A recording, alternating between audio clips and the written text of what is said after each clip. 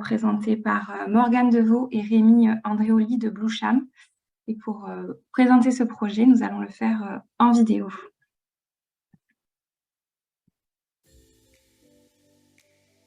En Polynésie française, la zone littorale est le lieu privilégié des échanges entre les parties terrestres et maritimes.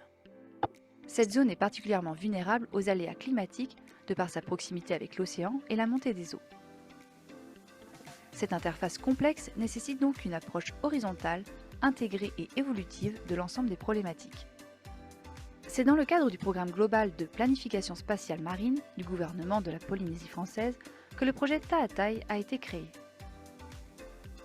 Il a pour objectif de développer, implémenter, automatiser, opérer et répliquer à l'échelle du Pacifique de nouveaux moyens numériques utiles à la gouvernance de la zone littorale. Taataï a vocation d'améliorer les processus décisionnels sur une base d'informations fiable, compréhensible et appréhendable par les décideurs dans les temps impartis. Le projet est actuellement développé sur 3 territoires. L'île Haute, site témoin à Tahiti, Polynésie française, un site atoll incarné par Arutua, archipel des Tuamotu, Polynésie française, et Kone, qui est un site d'expérimentation du projet e-Code pour la gestion des récifs coralliens en Nouvelle-Calédonie. Il est soutenu par le gouvernement de la Polynésie française, récipiendaire. Le projet s'appuie sur la technologie Kenelo, développée par l'entreprise Bluesham SAS. Celle-ci permet de déployer des plateformes digitales d'aide à la décision en aménagement des territoires et gestion de l'environnement entièrement dans le cloud et dotée d'une interface simple et intuitive. Elle fait partie de la nouvelle génération de systèmes à vocation géographique. Le contenu de cette plateforme s'articule autour de plusieurs entités. La première entité représente les données. Celles-ci proviennent principalement du programme Copernicus, notamment les données Sentinel-1 SLC pour l'analyse des dynamiques de subsidence littorale et d'évolution du trait de côte. Sentinel-2 et 3 pour l'analyse de la qualité des eaux lagonaires à l'échelle, ainsi que les écosystèmes tampons et les services CAM et CMS, afin de créer des corrélations entre les évolutions constatées et les paramètres climatiques et atmosphériques. Le programme utilise également les données historiques hétérogènes qui sont exploitées via les bases de données interopérables du gouvernement de Polynésie afin de créer des bases d'apprentissage et constituer des cas de référence pour les suivis actuels. Enfin, les données satellitaires à très haute résolution sont également exploitées dans la mesure de leur disponibilité. Le contenu est aussi alimenté par les algorithmes d'analyse qui exploitent des mécanismes d'apprentissage profond sur de grandes séries temporelles, des bases de données de cas de référence et sur les mécanismes de calcul distants de Kenelo. Enfin, le contenu utilise le DIAS, Data and Information Access Services, afin de faciliter l'accès aux données. L'appui du DIAS assure la reproductibilité et la mise à l'échelle des services à l'intégralité de la ZEE polynésienne et au-delà, notamment aux pays et territoires du Pacifique et de la région intertropicale. Ces nouvelles ressources numériques fournissent à la fois une meilleure compréhension de l'évolution des phénomènes en cours liés au changement climatique et l'anticipation des risques sur la zone d'usage, tandis que la technologie Kenelo rend possible l'accès à l'ensemble de ces connaissances par les décideurs au moment de la prise de décision. L'approche, basée sur la cognitique, c'est-à-dire l'automatisation du traitement de la connaissance et l'interopérabilité, est conçue pour être réplicable et opérable à moindre coût sur l'ensemble des archipels polynésiens, puis sur l'ensemble des États du Pacifique.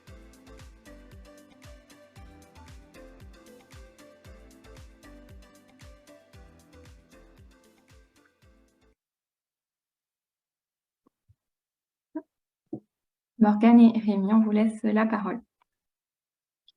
Bonjour à tous, je m'appelle Rémi Andréoli, je suis le directeur des applications spatiales de Bluesham. Morgane Deveau, qui devait présenter avec moi ce soir, a eu un autre rendez-vous à honorer, donc elle est malheureusement pas là et je vous prie de bien vouloir l'en excuser.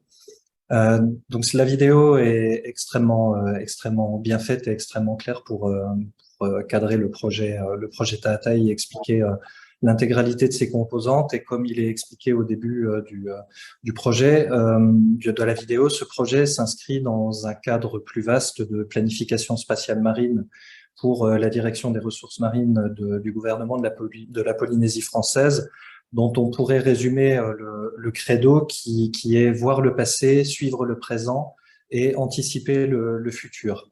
Donc, quand on parle de planification spatiale marine, on intègre énormément de composantes différentes du milieu, que ce soit l'environnement naturel, la qualité des eaux du lagon, le trait de côte, que ce soit l'environnement humain avec les pressions humaines, que ce soit les activités économiques, touristiques, récréatives, traditionnelles qui impactent et qui influent sur le milieu, et le contexte bien entendu que l'on connaît aujourd'hui de changement climatique qui bouleverse ces deux composantes majeures qui structurent le territoire insulaire polynésien et de manière plus large les territoires insulaires des océans dans les tropiques.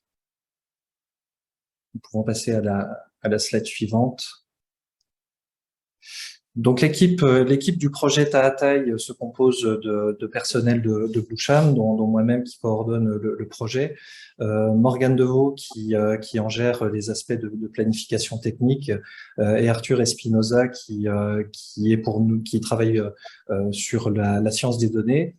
À la DRM en Polynésie française, nous travaillons avec Pascal Correa, qui est le responsable des systèmes d'information géographique et des contrôles là-bas, et VTA Liao, qui est chargé de projet qualité des milieux perlicoles.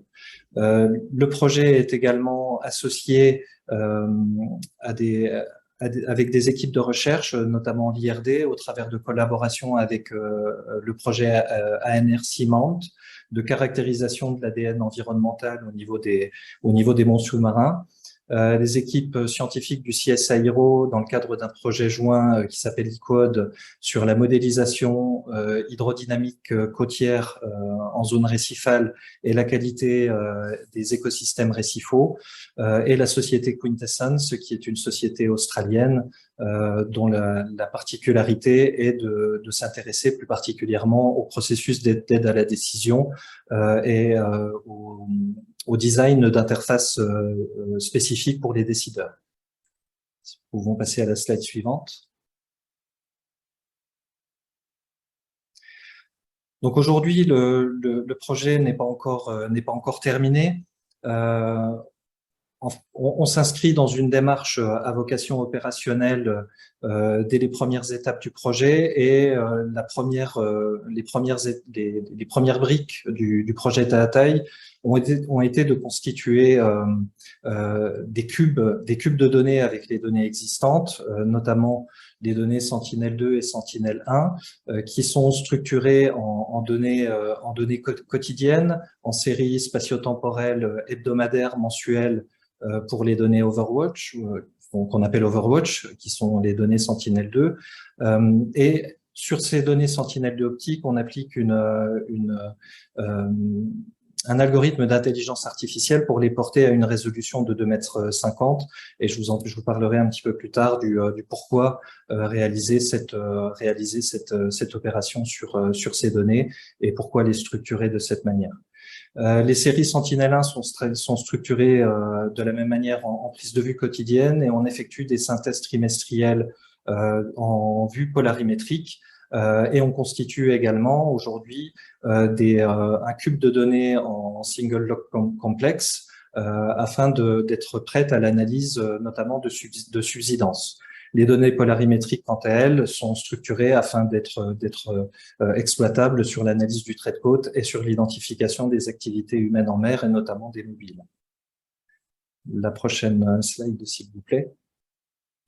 Donc, dans le dispositif et la plateforme Kenelo pour le projet, nous connectons également les services Copernicus, notamment les services Copernicus Atmospheric Monitoring Service et les services du CAMS qui fournissent les données concernant les changements des paramètres climatiques sur l'intégralité de la Polynésie, ainsi que les services marins du Copernicus Marine Service qui fournissent quant à eux des paramètres biophysiques de l'état de l'océan à l'échelle de l'intégralité de la ZE, incluant des données des séries passées ainsi que le présent et des prédictions.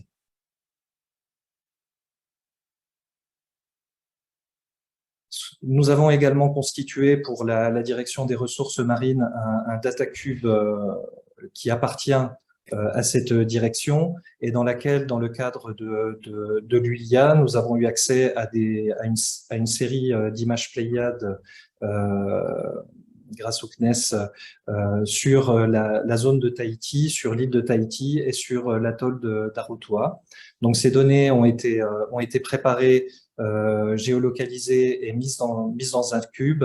Et aujourd'hui, l'exploitation de ces données est en cours, notamment d'un point de vue de l'analyse bathymétrique, de l'analyse du trait de côte, de l'occupation du sol, afin d'alimenter les indicateurs qui vont être proposés à la fin du projet. Slide suivante, s'il vous plaît. On connecte également les données existantes de fournisseurs tiers et en particulier eh bien, les données de la DRM afin de valoriser d'une part la connaissance existante, ne pas recommencer bien évidemment ce qui a déjà été fait par le passé et permettre d'intégrer ces données de manière fluide, simple et intuitive aux indicateurs et aux visualisations issues de données spatiales. Slide suivante, s'il vous plaît. Donc ici, l'état actuel de l'avancement du projet. Donc la plateforme Kenelo a été déployée sur l'intégralité de la Polynésie française. La connexion aux données est réalisée, donc l'intégration des données Pléiades est faite dans le DataCube et leur exploitation est en cours. Nous avons un certain nombre aussi d'applications qui sont d'ores et déjà déployées. Par exemple, l'application MSDA, qui est un visualisateur de grandes séries spatio-temporelles. Nous avons l'application Kiwi qui permet aux utilisateurs de communiquer, c'est-à-dire qu'on branche une messagerie sur le système pour faciliter le partage d'informations et de connaissances entre les parties prenantes utilisatrices du système et des outils d'export, puisque c'était une des premières demandes de la DRM, pouvoir exporter facilement dans des formats exploitables dans leur workflow des données et de l'information qui est créée directement par la plateforme Kenelo.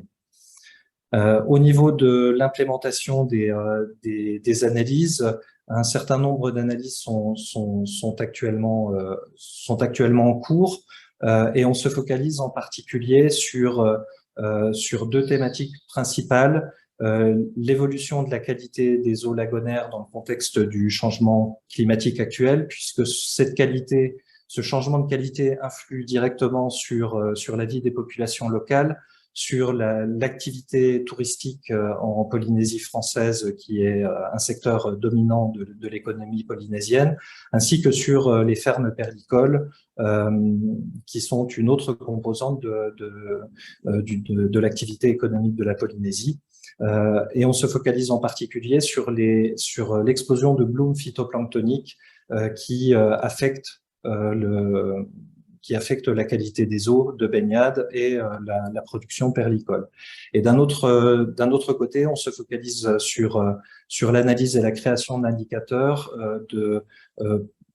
pour qualifier la pression des activités humaines sur la partie lagonaire et sur la côte, en identifiant les mobiles, donc les bateaux, les embarcations, dans le secteur lagonaire, c'est-à-dire vraiment à proximité des côtes, ainsi que les changements d'occupation du sol qui affectent le trait de côte, notamment les remblais, qui sont des activités qui sont traditionnelles en Polynésie et qui affectent le trait de côte.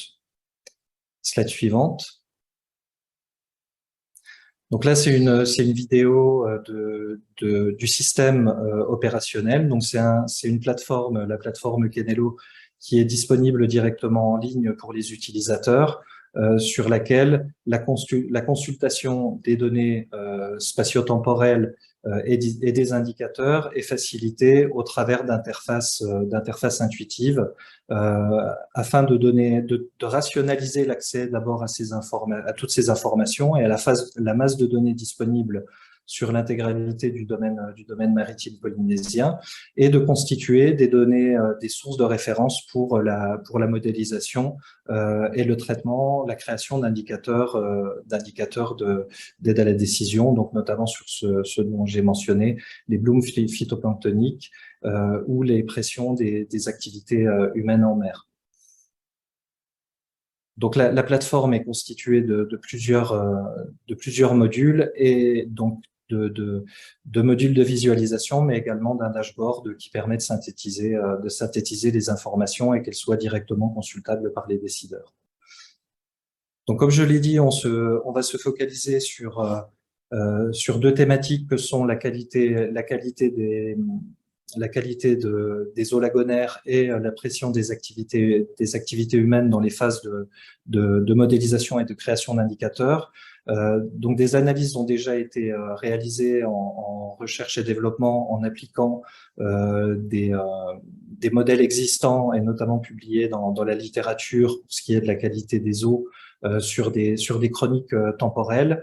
Aujourd'hui, on est dans une phase d'automatisation intégrale du processus de création de ces couvertures de blooms de phytoplancton afin de constituer un cube permettant, avec les données de terrain qui nous ont été fournies par ailleurs par la DRM, de mettre en œuvre un algorithme permettant de prédire l'apparition potentielle de blooms phytoplanctoniques à l'avenir. Nous avons également, sur la partie activité humaine en mer, nous avons fait des démonstrations avec la société, notamment Unseen Lab, qui utilise les radiofréquences pour détecter des mobiles sur la mer.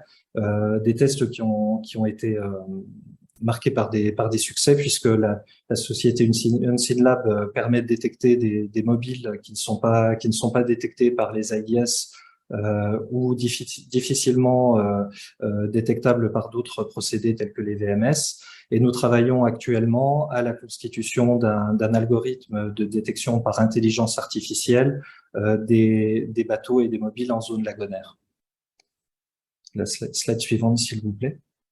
Alors, c'est là où l'intérêt de l'utilisation d'intelligence artificielle pour créer de la donnée à haute définition à partir de Sentinel est intéressante, puisque en améliorant la résolution des images, nous allons améliorer la performance de l'entraînement des modèles d'intelligence artificielle et les résultats qui en découlent.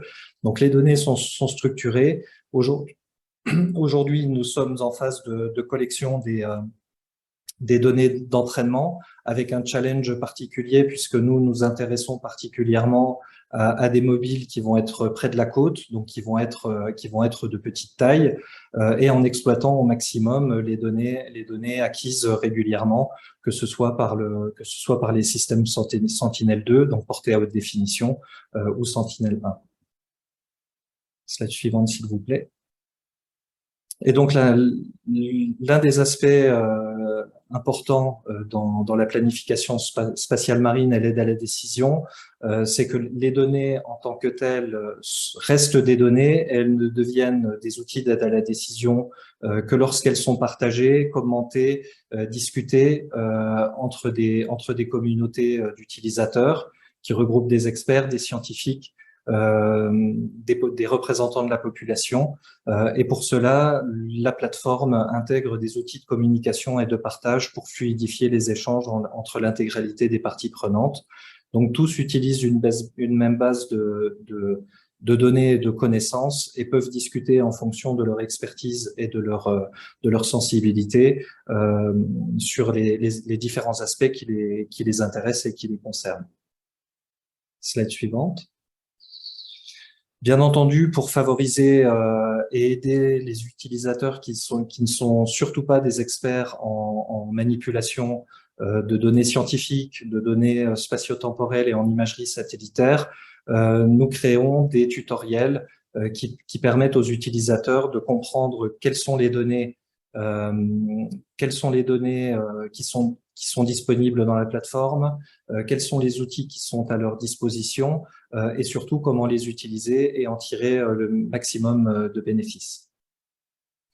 Slide suivante, s'il vous plaît. Donc, les projets avec lesquels nous avons des connexions, aujourd'hui, le projet eQuod, qui est un projet en partenariat avec le CSIRO, sur le couplage des modèles du CSIRO à l'intérieur de la plateforme Kenelo. Donc, les modèles en question sont des modèles hydrodynamiques et des modèles de caractérisation de l'état et de l'évolution des systèmes récifo-lagonaires. Donc la connexion a été faite sur les récifs de la Grande Barrière et les transferts sont actuellement en discussion sur la Nouvelle-Calédonie et sur la Polynésie française. L'autre projet avec lequel nous avons des partenariats est la NRCiment, qui est un projet mené par l'IRD sur la caractérisation de l'ADN environnemental au niveau des monts sous-marins afin de créer des indicateurs de biodiversité. Et donc l'intégration des données, notamment des données à NRCiment collectées sur la Polynésie française, l'intégration va démarrer dans les semaines ou le mois prochain. Les projets du SCO, labellisés par le SCO, sur lesquels nous avons des connexions qui seraient souhaitées ou possibles. Nous avons identifié le projet Lithoscope, le projet Mangrove, le projet Monitoring the Gold Coast, le projet GAD l'appli OSS Saint-Louis et le projet SAM Tool Alert, sur lesquels on a des connexions possibles et nous souhaiterions prendre contact avec les responsables de projet afin de voir quelles sont les synergies possibles entre le projet Taataï et ces différents projets.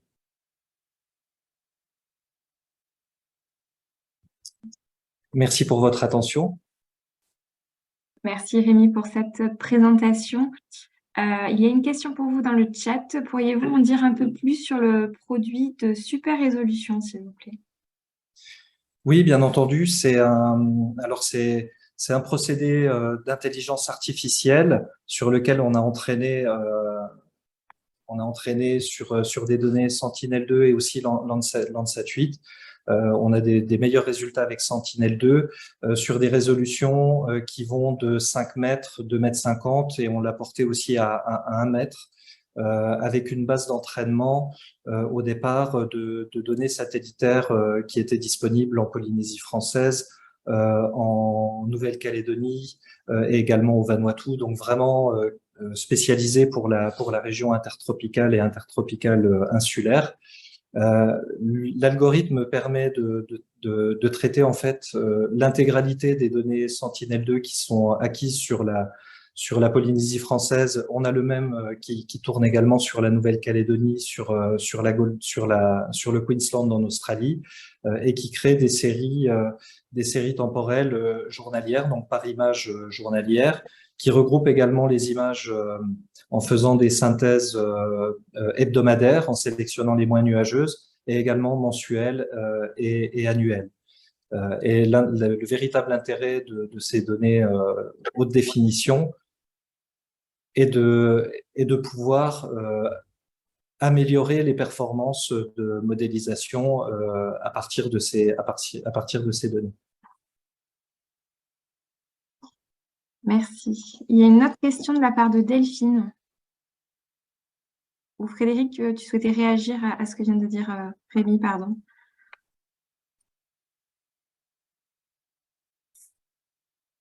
Très clair, merci.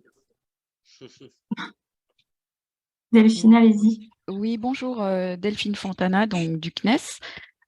Bonjour Rémi, ça me fait plaisir de t'entendre, ça faisait longtemps. Bonjour Delphine. Oui, donc pour ceux qui ne le savent pas, donc moi je suis en charge du dispositif Dynamis pour lequel on fournit l'imagerie Pléiade. Tu parlais des données Pléiade, donc elles sont en cours d'exploitation, je suppose. Vous n'avez pas encore des résultats, on va dire, à intégrer dans la plateforme? Oui, alors les données, on les a reçues cette année. Donc donc c'était au mois de juin-juillet. Et alors, ce qui a été fait, c'est d'abord leur intégration et leur leur recalage géographique et leur intégration d'abord dans un cube, dans ce qu'on appelle un data cube, c'est-à-dire faire en sorte que les données puissent être valorisées et valorisables aujourd'hui et à l'avenir. Et effectivement, le traitement actuellement de ces données est en cours. Donc j'ai pas souhaité aujourd'hui présenter les premiers développements qu'on a sur à partir de ces images Pléiades. Pour vous donner une petite indication, on va les exploiter sur l'atoll d'Arutua pour la qualité des eaux lagonaires et notamment les aspects bathymétrie. Afin d'optimiser les algorithmes de détection de bloom phytoplanctonique, d'une part, et également sur la dynamique d'évolution du trait de côte sur un atoll bas. Sur la partie Polynésie, sur la partie Tahiti, où on est sur un littoral plutôt urbanisé, l'axe d'exploitation des données Pléiades est essentiellement sur l'évolution du trait de côte et notamment les dynamiques de remblai, qui sont une caractéristique majeure de ce trait de côte. D'accord. Alors, si je peux me permettre on va dire un petit retour là, qui a été récolté, on va dire, par rapport à d'autres études qui ont été faites au niveau de la bathymétrie. Alors, Pléiades, en termes de bathymétrie et d'études des fonds marins, c'est un peu compliqué. Ça dépend beaucoup de conditions en fait d'acquisition et comment dirais-je, de l'état de surface de la mer. Par contre, au niveau du suivi du littoral, enfin du trait de côte, je pense que c'est bien adapté. Est-ce que vous avez eu déjà l'opportunité d'acquérir du Pléiade Neo? Alors Erwin Bergsma qui suit le projet au niveau du CNES, qui suit le projet Taataï, nous a proposé effectivement l'acquisition de Pléiade Neo sur lequel on est tout à fait partant. Et pour l'instant, il ne m'a pas encore donné la procédure pour pouvoir faire ces acquisitions, mais effectivement, ce sera un véritable plus. Comme tu le dis, Delphine, sur les données Pléiades, on a vu effectivement que c'était compliqué sur la partie bathymétrie. On a de la chance d'avoir une couverture en 2016 avec une qualité radiométrique qui est très bonne, et on va faire une analyse en synergie avec d'autres données, notamment Sentinel, Landsat, et on a aussi des données de terrain qui vont venir compléter le couteau suisse de données pour l'exploitation dans ce domaine-là. Oui. Je vais comment dirais-je, me connecter et appeler Erwin parce qu'en fait, j'ai aussi la possibilité de commander du Pléiade Neo, donc il faudrait qu'on se coordonne et voir comment on peut faire. Mais bon, je vais l'appeler là. Très bien. Merci Delphine. Merci. Il est en mission, Erwin, en ce moment. Oui, mais je peux lui envoyer un petit message. Merci Delphine. Nous avons une question dans le chat. Quelles sont les tâches des algos d'IA sur les données Overwatch? Est-ce que Flavien peut préciser sa question, s'il vous plaît? C'est une question sur les détails de l'algorithme ou sur... Allô, bonjour. Oui, bonjour. Oui, bonjour.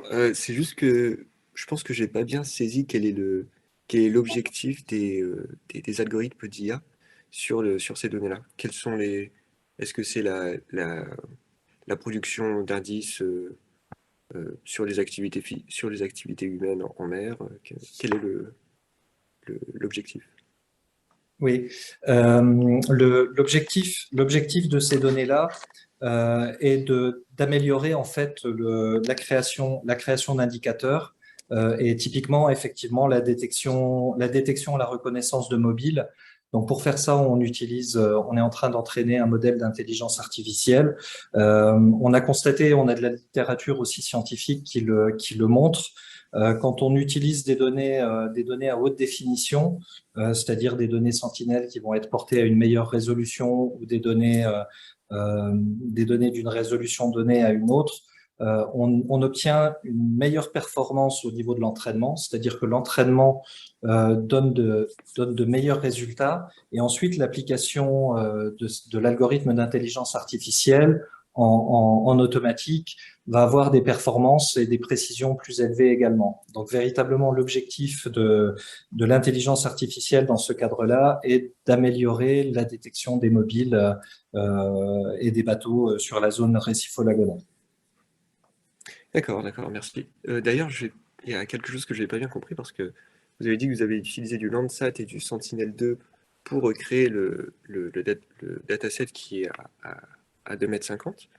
Mais ces deux sets de données ont des résolutions qui sont plutôt de l'ordre de 10 mètres ou beaucoup plus. Donc comment c'est possible d'atteindre ces résolutions-là? Pour atteindre ces résolutions-là, on a un algorithme particulier qui est spécifiquement designé pour porter des résolutions typiquement Sentinel-2 de 10 mètres à 2,50 m. Donc, on a des collections en fait d'échantillons d'images satellitaires sur différents aspects du paysage qui ont été à différentes résolutions. Et on a entraîné un algorithme d'intelligence artificielle pour transformer ces données Sentinel-2 à 10 mètres en des données à haute définition à 2,50 m. D'accord, merci. Merci, on va prendre les dernières questions dans le chat et après nous allons poursuivre cette présentation.